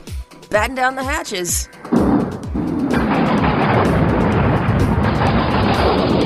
It's Topical Storm Chad, headed your way. Oh, Topical Storm Chad. Well, I'm actually Topical Storm Craig. Chad Benson has the day off. My name is Craig Collins filling in. I don't know why I like that so much. I also love this idea. I was just talking to producer Phil about a very cool product that's coming to at least some store shelves throughout the country, maybe not all across the country, at least on the East Coast. It's a new kind of beer. It's a beer that's going to taste like donuts. And this got me thinking about a lot of things. But first and foremost, a donut-flavored beer sounds wonderful. Any sort of comfort food packaged in beer form, to me, is a genius stroke. And I don't know if this is the first of any kind of donut beer. I imagine there might be other ones on the market somewhere. But I guess this one is fairly valuable because Sheets is the name of the people that will be putting it on, and they're a well-known brewer. They have a whole bunch of locations, but it's going to taste like a glazed vanilla donut. And you know what would be even better? And I think they should have been on this early enough to have it in time for tomorrow. But the entire Thanksgiving meal in beer form, that would have been a genius stroke. Any company, I mean, the amount of alcohol sales have been through the roof this whole year that had the foresight to make that a thing. That you don't have to cook any food. I mean, talk about the fact that there's so many TV shows and news people and talking heads telling you that you can't have the family serving dishes and all that stuff because it's not unsafe. If you're just popping open beer bottles, if you're just handing like 7 beer bottles to grandma, this seems like a very appropriate way to do a 2020 Thanksgiving. You got the turkey beer, you got the mashed potato beer. I mean, come on. This sounds the gravy beer, I guess, the stuffing. These would all be great products to just be infused with tons and tons of liquor. And maybe that's just, the drinker and me talking, so I apologize if that's not we can do the alcohol-free version. We can get O'Doul's in on this whole thing and just do a bunch of very sad versions of it, at least in my opinion. But I think this would have been a home run of an idea. And I love the fact that we're going donut. But I challenge you, world brewers, whoever needs to get involved to make this a thing. If for any reason we continue to stretch out and have just an awful, continuation of the year that has been 2020 and 2021, which I will knock on all the wood around me and pray to all the gods I can that we get through this as soon as possible. But if there's any challenges that come up, someone make me a meal worth of beers that I can consume with the excuse that I'm just having Thanksgiving dinner. Craig, how many beers did you have during the party today? Well, I had 20, but I got to be honest with you. I was just trying to have all the different side dishes. There were a lot of them, and it was over several hours, so I think I'll be okay. But no, I'm kidding. I think this is a great idea. I love the donut beer, and I think we could do better. Come on. I also saw this story, which made me laugh, and I hope it makes you laugh. If not, I guess this is just for me. A guy stole an empty cash register in Canada. Canada, you always hear it's nicer than the United States. So I don't know if he stole it politely. I imagine he did. Just asked if he could borrow it. But it wound up being empty. So already he's, strike as far as successful crimes go. And then in order to try to get away, and granted, he's running from the cops at this point, and he is in Canada where it tends to be cold, he decided to jump into a river, which was very icy, and he got stuck. He was stuck for almost a half an hour. Paramedics rescued him. He wound up being okay. The guy's 32. But talk about just like you couldn't tell anybody that was you who had the least successful crime in the history of crimes. You tried to get just an empty cash register, and then you jumped into an ice-cold river. A lot of thoughts were not put into this crime. You got to do it Ocean's 11 style or 12 or 13, whatever one they're on, which they're all available on the Netflix if you want to check it out. You have to plan the crime.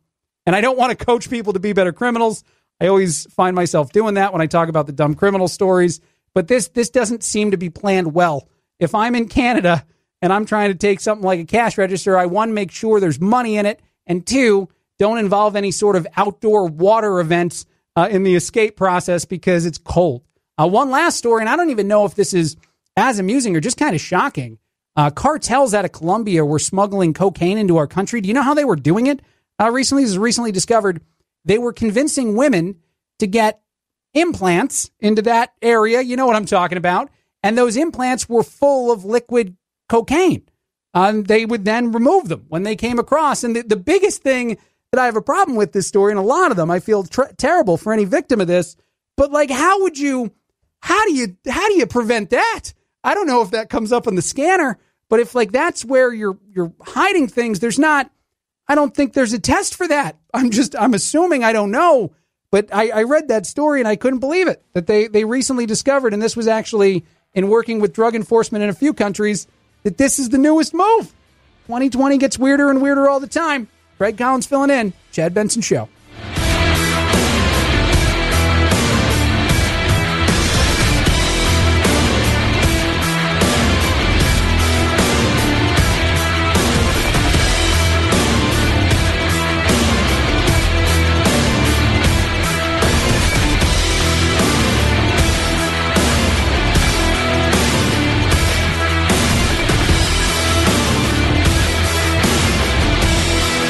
This is the Chad Benson Show.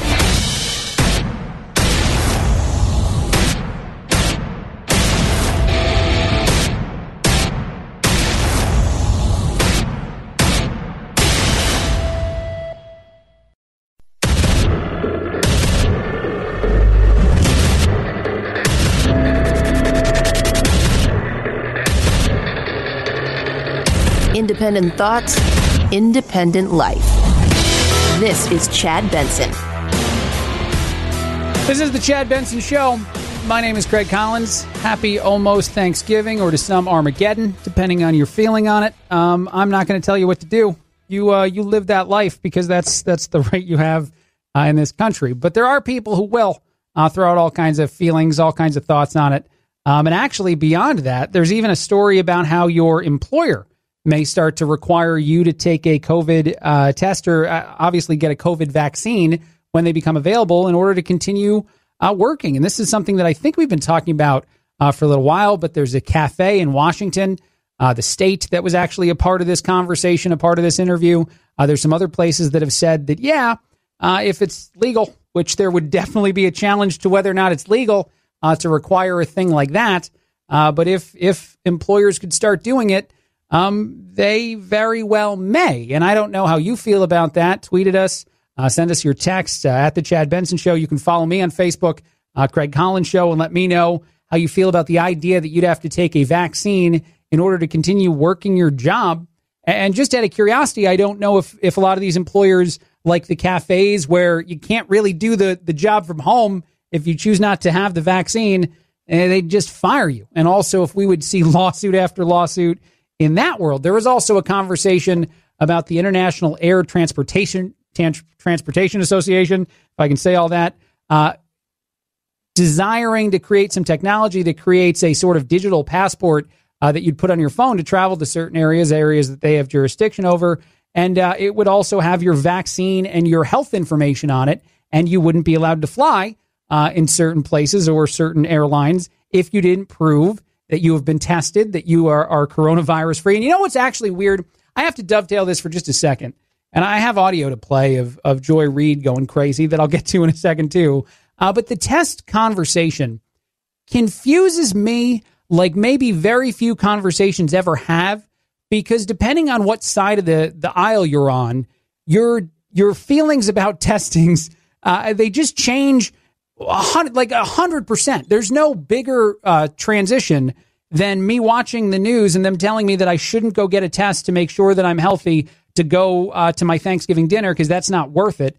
But then I remember for months and months being told that everybody should be getting tested and testing needs to be rolled out better and to more people because it's the only way to know what's going on, and we have to test ourselves to make sure to to contain the spread, to lower the whatever to make things better for us. But apparently, testing also is not valuable at all if I want to go see grandma for a meal. So I'm very confused as to how, depending on the conversation, your experts and your opinions can flip wholeheartedly. And the same is true, just trying to be fair to both sides of the aisle here. If you said that you didn't think testing was important and then you want to go get one to go ahead to Thanksgiving dinner, I don't get how we can go back and forth on the validity, the value in them. If you don't think that a test was good enough for me to be sure I was healthy to go, spend time with loved ones during a holiday, one of the only holidays in our country that is family oriented and not religious. And I know that Christmas is celebrated by a whole lot of people who don't celebrate the religion that it's tied to. But this is one of the marquee holidays within our country in which being together as a family, and certainly in a year as challenging as this one has been, is essentially the entirety of the message that we want to give thanks together for the good things going on, even at challenging times. And yet we're told not to. And even if we want to take every step imaginable to protect ourselves and our loved ones, now they're no longer good steps. They're no longer valuable when just weeks, months ago, they were the biggest mistake that was being made by the current president of the United States and not having more testing available, more testing, funded and just out there in the world to make sure that we had I don't understand. Are tests good or not? That is essentially my question. And there's no one that can answer it for me. The stock market is doing well. The president of the United States called a press conference to talk about that very briefly the other day. And a lot of people ridiculed him for it, but it's a marquee number. It's the first time we've ever seen the Dow break 30,000. So it was a valuable and notable historical moment, which is also sort of surprising, surreal in the year in which we've had. But of course, there was criticism for that. Then I saw this, and this is Joy Reid talking on, and I watch all the talking heads on all the TV stations, but she's talking about the election. She's talking about the fact that obviously Joe won, and obviously the president of the United States maybe didn't have the message down the right way to defeat a guy that I still am not really sure what kind of message Joe Biden provided to the American people. But what I think is most intriguing about this audio, and the reason I'm choosing to play this, is this is like a deep cut. This is out of the weeds. It's the way in which she articulates the fact that she's afraid if Joe Biden is too in the middle, if he's too willing to reach across the aisle, if he's too willing to accept some sort of, bridging the gap, trying to bring America together. And she says it in a different way. But this is essentially the take that it might wind up being the biggest problem, the biggest reason why in 2024, Democrats lose the election, and not even to Trump. I think she said to a smarter version of the same candidate. But it's just surreal that we just barely named the guy the official president-elect, and you're already talking about how you're afraid that you might lose an election 4 years from now, and afraid that if Joe Biden is too in the middle that it might actually hurt your party. But let's go ahead and play that audio because it, to me, is just, it's more par for the course. Or he could try to come in and be a conciliator and just try to hold the line, maybe be more of a Carter and say, I just want everyone to get along and let's try to do, smaller things that are nice but don't really change anything. And that feels to me, I think I'm with Jason on this, I feel like that sets up 2024 to be a referendum on nothing happened, nothing changed in my life, therefore give me another rule breaker. And then we could get somebody, a smart version of Trump. And that's what scares me most.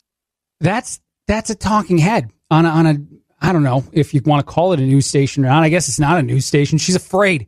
She's afraid that a smarter Trump is going to come along because Joe Biden doesn't do enough to not be in the middle. And by the way, and again, I'll say this as many times as I can actually on the show too. I think the other concern, even for Democrats right now, is the eating the own mentality that's already taking place.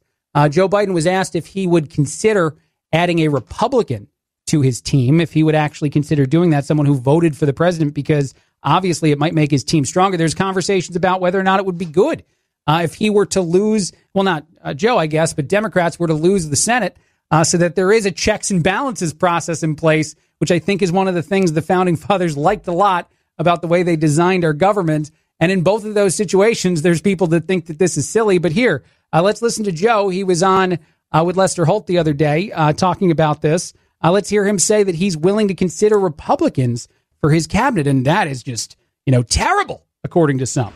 Have you considered, for the sake of national unity, selecting or nominating a Republican, someone who voted for President Trump? Yes, and we still have a lot more appointments to make. I want this country to be united. The purpose of our administration is, once again, uniting. We can't keep this virulent political dialogue going. It has to end. Joy Reid says that that's a terrible strategy. She thinks that that's awful. Joe, you're totally missing the mark. And then there's people like AOC that's very upset with you for considering Rahm Emanuel for a position of any kind, and several other of the previous administration, the Obama administration, amigos, getting those guys in on the ground floor here is making a lot of people that are very far to the left very upset.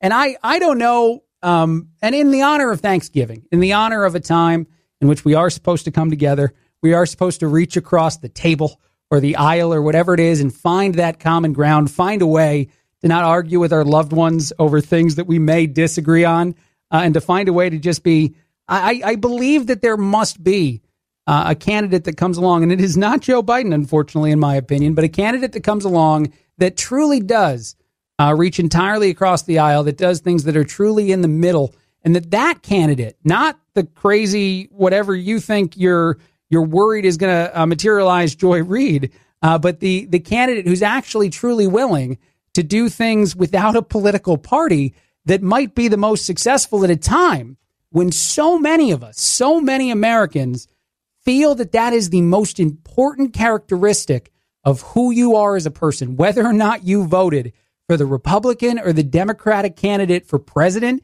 is more important than how you live the rest of your life. That is true. I have met person after person who is more concerned with that than, say, am I a good father?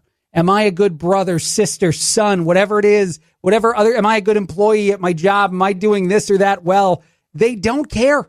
People don't care anymore. The only thing that matters to so many of us is who did you vote for? Because then I know whether or not you're a good or a bad person, and that's got to change. And even if Joe Biden is saying some of the right words, and I know that there's a lot of people that might listen to this show that are fans, and that's fine. If you're a fan of the man, never mind. In the spirit of Thanksgiving, I'm not going to say too much. I just don't think he has any of the charisma or needed elements to actually get something like that done. And I do believe that down the road, there is going to be someone who comes along that just crushes an election, that we do see huge, huge numbers, because eventually we all realize that the things we're fighting about, whether or not going to Thanksgiving is an appropriate freedom to have, are maybe just getting a little out of control. And whether I want to blame social media for the hot take reaction that exists, or I don't know, just the world in which we've had to live that is this year, all of us collectively, we just need to do like a group hug moment, not during coronavirus. That would be atrocious. That'd be terrible. But when that's all over, when we're all allowed to congregate again, maybe the United States is a group hug I can see Joe Biden proposing that. All right, I'm going to take a break. This is Craig Collins filling in on the Chad Benson Show. I'm just going to give myself a hug. Be back after this.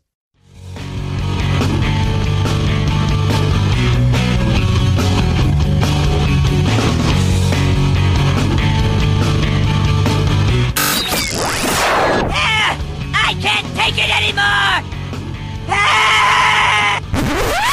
Well, get over it. It's time to forge a new path with your very own political cartographer, Chad. And/or Craig Collins. Chad Benson on vacation for the next couple days. I'm hanging out with you today. Happy almost Thanksgiving. Mike Tyson is going to box. That's the thing that's going to happen. And I've actually watched a few of his training videos. I was just talking to who now I'm much more intimidated by, the producer during our last break, Phil, about some of the training he's been doing. Mike Tyson's been electrocuting himself. That's what I saw on the Twitter. But my producer, Phil's like, it's no big deal. It's really relaxing and nice. That's not how Mike made it look. But whatever. I'm now, as I said, willing to assume that if we get into some sort of fight here at the radio station, that Phil's going to take the lead. But Mike Tyson at 54 will be boxing Roy Jones Jr. That's a heck of a card. That's a very valuable matchup, in my opinion. Two very good, experienced people in the world of boxing. And yet it's been a bit. But Mike Tyson, if you've been paying any attention at all, is in very, very good shape and likely going to have a very interesting fight. I don't know why it's not a more popular thing, the sport as a whole, or just the fact that guys to that caliber. And I know that Mike Tyson has had his downs, whether they're the legal downs and the going to prison, or it's the biting another human being's ear off when you can't beat Evander Holyfield. So you gotta take a very strange bite. There's been a lot of things going on, and obviously also some like Hollywood stops during that process. But there will be a fight this weekend, and I probably will be tuning in. I don't know if you will be, because more so than anything else, it's like the live version of Rocky. This is most of those Rocky movies, the concept, at least the last ones, when he's too old to keep going, but he's got to keep fighting. And this is Iron Mike's version of that. And he's fighting, as I said, another very accomplished, very talented, very big name in the world of boxing that, obviously also hasn't done it for a little bit. And I don't know if this is like in every sport thing, because it's intriguing. The big three, or whatever the basketball league is that retired guys play in, to see two guys, past their prime, try to fight each other we'll see the amount of success. It makes me intrigued. Could we ever field a team of baseball players that are all retired and have some sort of marquee version of that? I know that they do old timers days at a lot of the stadiums. I'm a Yankee fan. I'm very acutely aware of how great that is, but I would like to see it play out against other teams. There's a lot of things we need to do to goose 2021 after the year that's this year. And I think any idea, and I know there's platforms like Netflix that'll buy them, any idea you have for something nostalgic, something fun, just throw it against some wall somewhere and let's hope that it sticks. And good news for one human being who I actually think may also technically be a supervillain. Elon Musk has now passed Bill Gates as the second richest person on the planet. Elon is worth several $1 billion, ridiculous amounts of money. And now I guess he only trails Jeff Bezos as far as total money goes. Maybe that's what we do. Merge the two ideas together. All these nostalgic kind of fun ideas, getting athletes from yesteryear to all compete against each other. Let's get the super rich guys to pay for it. That's a good approach. That's very Joe Biden-esque. That's very democratic in the idea. Let's just take the money from the rich people and give it to everybody else. Let's do that. Let's at least come up with an idea in which we start to fund the things that make the next year that we all live just way more fun. Everything can be free. AOC can be involved. Let's call her up and tell her that the idea is for every single sporting event to be free next year, and I'm sure she'll roll out a whole plan. The money will be a little intriguing, but we'll figure that all out. We got Bezos, we got Musk, we got Bill. We're gonna make it happen. I saw this story, and again, some of the things that are intriguing me, just because I have the fatigue. I don't know if you have the fatigue, but I have the serious news fatigue. I saw that there's a 35-year-old woman in Japan. Yes, this is where I'm going with this story. She's being hailed as the Rapunzel of her country because she hasn't cut her hair in 15 years. 15 years. She hasn't had a haircut since she was 20 years old. As I said, she is now 35. Her black locks measure 5 feet 10 inches. I can't fathom being someone, and it's fine. Like, you do you. I'm never going to tell people at the same time, though, like, you know, if you're a family member, if you're a friend of hers, and if you start to see the years go by and the haircut, do you ever throw it out there? Like, you know, I don't know, Rin, if you want to maybe hit up the great clips and just see. And by the way, if you did go low cost for the haircut, I don't know how they would approach that. If someone with 5 foot long hair walks into your local, very cheap salon to try to get a haircut, is that going to go the way we all want? I don't know. But she's doing her thing, and I thought it was tremendously interesting. And I guess, you know, because all you have to do is have a weird quirk and then go on social media to make money, I guess she's getting to be fairly well known. I'm not going to share any of the social media platforms because I don't know them. That's part of the problem there. But I guess she's also a dancer, which, by the way, like, that's got to be challenging. How do you make that all work? I don't know. These are the questions I have for a story that probably no one is as interested in as I am. But 35-year-old Rapunzel is a human that exists in the world. Chad Benson Show. Craig Collins filling in. Back in a bit.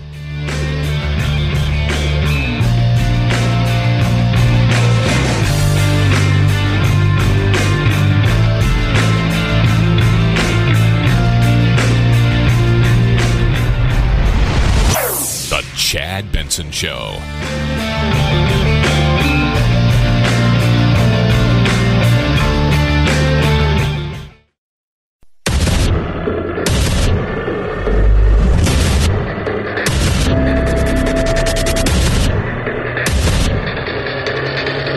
Independent thoughts, independent life. This is Chad Benson. This is the Chad Benson Show. You can find him on Twitter at Chad Benson Show. You can also text the show, although I don't know the text number. I probably should get that. Or you can find me on Facebook, facebook.com/Craig Collins Show, because I'm not Chad. My name is Craig. I'm hanging out with you on the holiday. Chad will be back on Monday. I saw this story, and it's just surreal, although it's not going to be shocking to everybody that listens to the show. To some people that maybe think the government sometimes can mishandle a thing or two. They can screw up when they're not supposed to.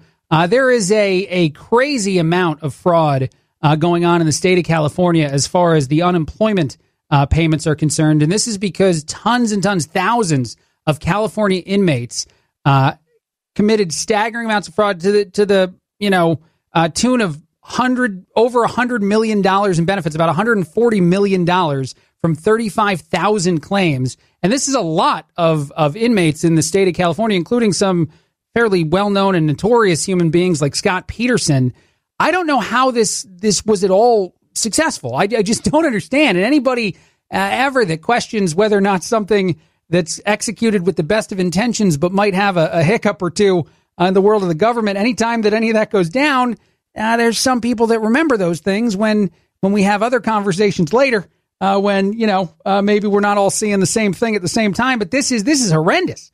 $140 million of benefits was acquired by 35,000 or so inmates, all just making up bogus. Sometimes they were fake Social Security numbers. Sometimes they were real. It was all kinds of things in order to get as many and all the payments they could. And honestly, the world of the unemployment corruption, the unemployment fraud is just, it's crazy in every single state. It is one of the reasons why, even though as we continue to struggle as a society, as the unemployment numbers, as everything goes up, it is hard to write a blank check to the government and hope the money does the things we hope for it to do. People who want to have a conversation about stimulus or what have you with some sort of, err on the side of caution, it's because of these stories. It's not because any of the individuals, whether it's a politician or a friend of yours, wants someone who's struggling to not have the things they need to keep living life, to pay bills.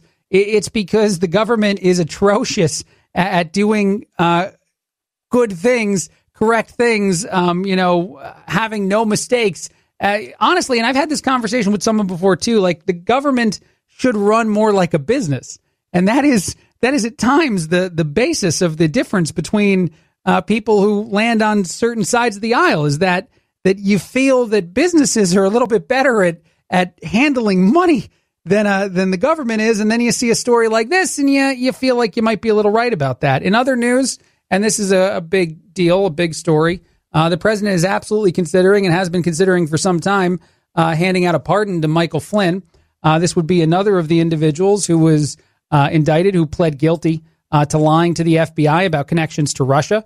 He is the former national security advisor to the president of the United States, to President Trump. And it would, I don't know, it'd be a pardon. And there's a lot of pieces to this. And I've actually seen some fairly good takes as to why the pardon is deserved and some fairly bad ones as to why the pardon is deserved. He did plead guilty, and this is back in December of 2017. But if you were President Trump, and if you did nothing wrong as far as the Russia stuff is concerned, and you were attacked for it, do you think you'd feel a similar way? I'm just asking. I would like to know, as human to human, you don't have to put on the hat of the president and decide whether or not you pardon a guy that you feel was part of a investigation that was completely bogus. But I just want to know. I just want to throw the question out there to you in honor of the holiday, Thanksgiving, that's coming up tomorrow. Try as best you can to see all sides before answering that question.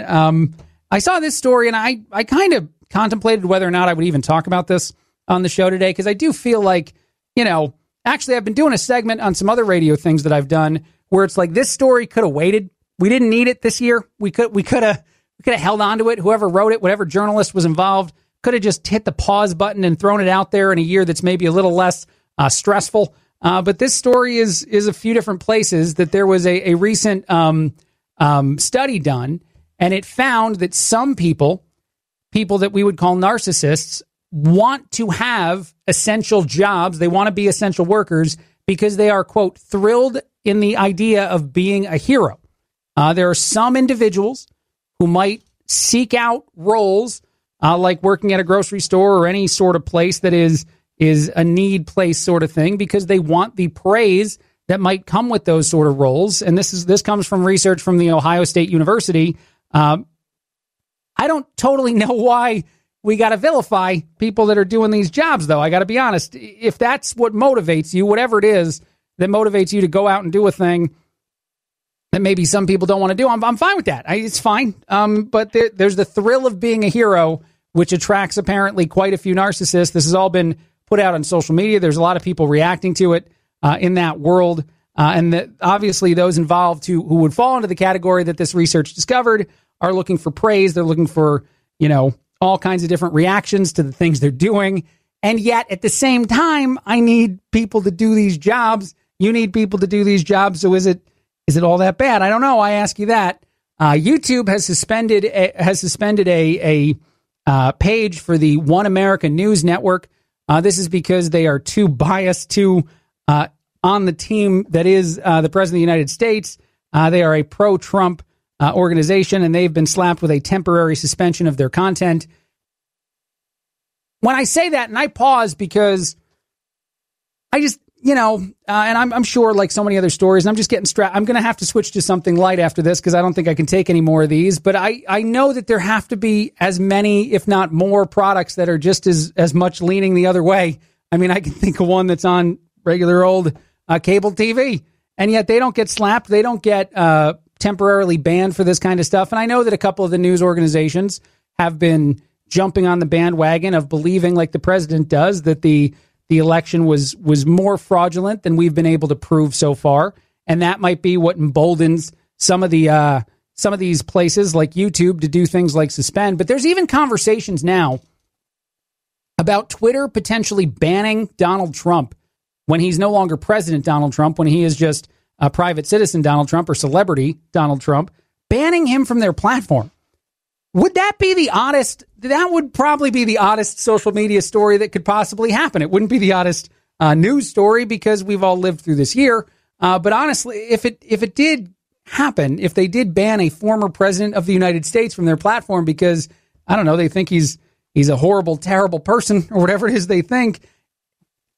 When did we get to a point where we couldn't hear ideas? When we couldn't handle people? And honestly, this goes back to, I guess, the conversation of the day before Thanksgiving, where people are differing of opinions on whether or not they should spend time with their loved ones and whether or not the government should be involved in deciding if they can do that. As we have these conversations, so many people are so angry. And I know that it's a heightened time. I know that it's serious. I know that the illness is real. I'm not going to pretend that coronavirus isn't a real thing, and it's not scaring a lot of people and making a lot of people sick, and it's definitely taking lives. And yet when I do that, when I say all those things to be true, I also can understand people believing that it's their right to decide whether or not they want to risk that to see their family. I can understand both sides. And it seems like if we ban things from YouTube, if we, drop former presidents from Twitter, that we might be getting to a place where we can't even hear opposing ideas, even if they're said loudly and even if they're said differently than we'd say them.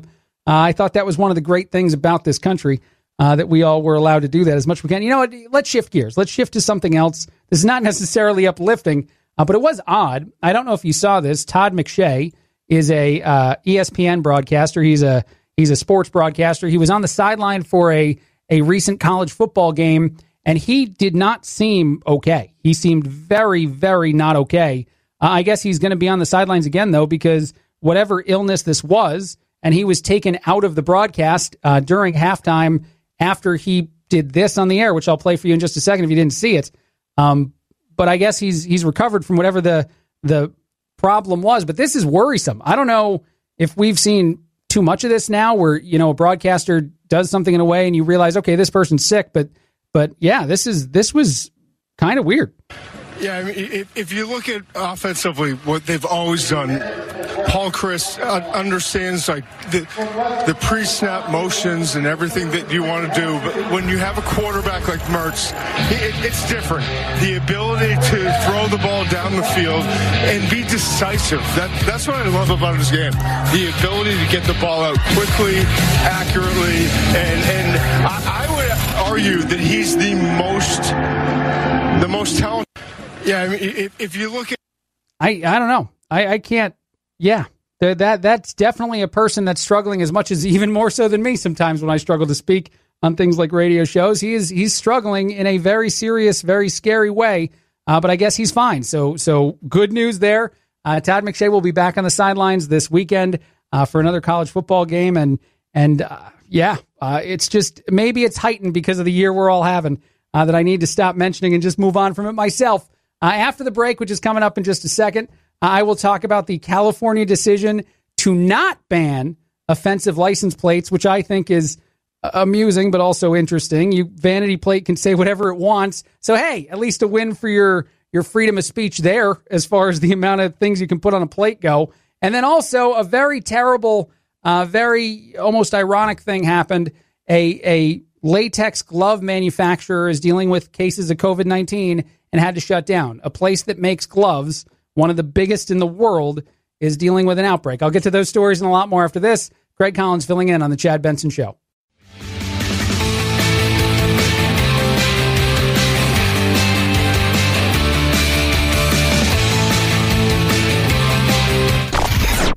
I'm so tired.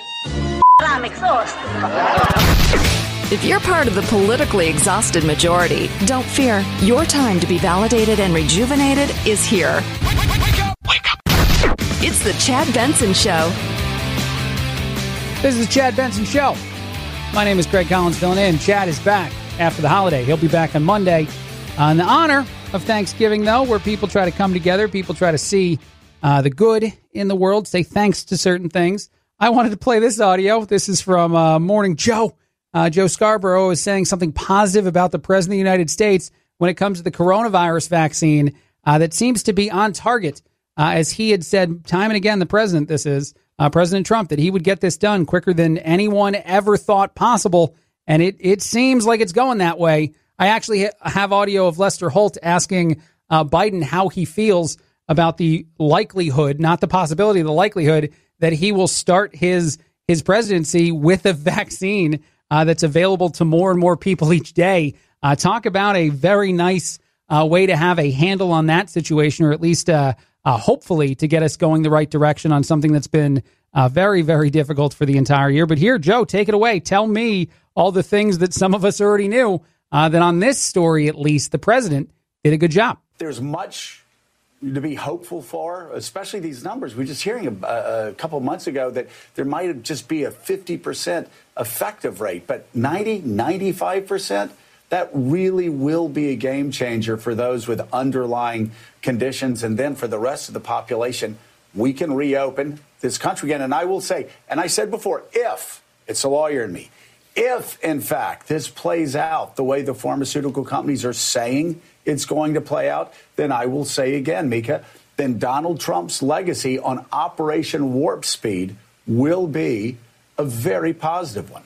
There you go. Happy Thanksgiving from Joe to you, President Trump. He said that on this one issue, there would be a very positive reaction to this. And so I know that it's, I guess kind of the thing that I guess I can talk about this as much as I want to all day today, but I just thought it was very in honor of the holiday to give you the voice of a Joe Scarborough saying, well done, President Trump, which is something I don't say often on the radio as far as those individuals are concerned. I teased this story in the last break, and it's not really a positive story. It's just sort of, a very, very ironic one. The top latex glove manufacturer in the world, and this is a glove manufacturer in Malaysia, actually, recently had to shut down several of their plants after 2,500 of their employees tested positive for coronavirus. The biggest reason I bring this up is not just to point out the very unfortunate irony in that situation. It's also to say that I would assume that this manufacturer, because of the product they make, was fairly safe, if not as safe as you could possibly be, and yet still an outbreak happened. So I think, and it's going to take us years to really know this, that all the things we're doing to mitigate, to shrink the amount of risk may or may not work as well as we hope it will work. And we will see. We will see proof in all of that. I know that the numbers have gone down after we did things like quarantine in the past. So hopefully those sort of strategies work again. But if the top latex glove manufacturer can't prevent COVID-19, I don't know if that's a good or a bad sign for all the other things we try. And California has also said that they won't ban offensive license plates. If you get a vanity plate in the state, you can have it say whatever it's capable of saying within just the little space you have to write some stuff. And that's a freedom of speech thing. So at least good news here, in my opinion, in the world of not censoring people who want to put something dumb like the Seinfeld thing that I could reference, but I'm going to go ahead and skip. Go ahead and look it up if you don't know what I'm talking about. Seinfeld has an episode where there may or may not be reference to a vanity plate that might offend some. But that is something that you'll be allowed to continue to do in California. I think it's a good move. This has also gone viral. A customer at an Ohio Jazz and Blues club, before they had to shut down, got a drink and decided to tip $3,000. The nightclub owner was thrilled in the tip, and obviously, it helped out with at least the one person who was serving, or I guess might have been divvied up among several of the people there. These are the kind of things we need more stories of, and something I wanted to highlight toward the end of this segment here we're doing. And since we do have the holiday coming up, it's just the kind of thing that we need more of. Because truthfully, there's even a guy who broke a record, by the way. He dribbled a basketball for an entire mile, 0.02 seconds faster than anybody before him. This is out of the University of North Carolina. He's a track and field coach. He dribbled a basketball for 1 mile in a record speed of 4 minutes and 37 seconds. How do you feel if you're the other guy, the guy that lost by 0.02 seconds? Probably not so great. And if you're worried about this, if you have any sort of, this is the rapid fire segment of the show, any sort of health concerns going into a holiday where we eat a lot of things, a new study has found that dried fruit offers you a cheaper route to better overall health. You don't have to get the regular fruit products. If you just want to get something that makes you a little bit healthier, helps you keep a little bit of the weight off, from Penn State University, you can just go ahead and snack on a bunch of dried fruit. Although there's no joy, I think, in my opinion, in eating those things. I think if you're going to go the road of, like, say, an apple or some sort of fruit product, you probably want the real thing. I think we might push a little bit too far in the emotional side if we're just all serving each other dry fruit. And then, if any of the stories that I've shared or anyone else shared today have made you upset, have made you frustrated, I just want to highlight again, you can dial a phone number and just scream, and they'll post it on their website. Just scream.baby. It sounds a little like this.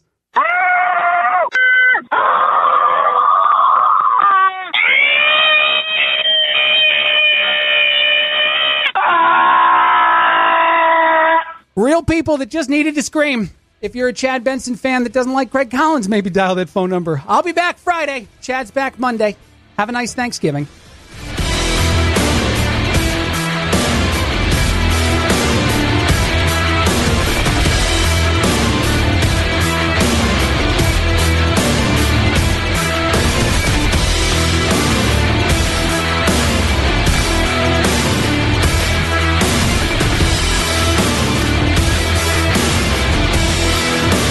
This is The Chad Benson Show.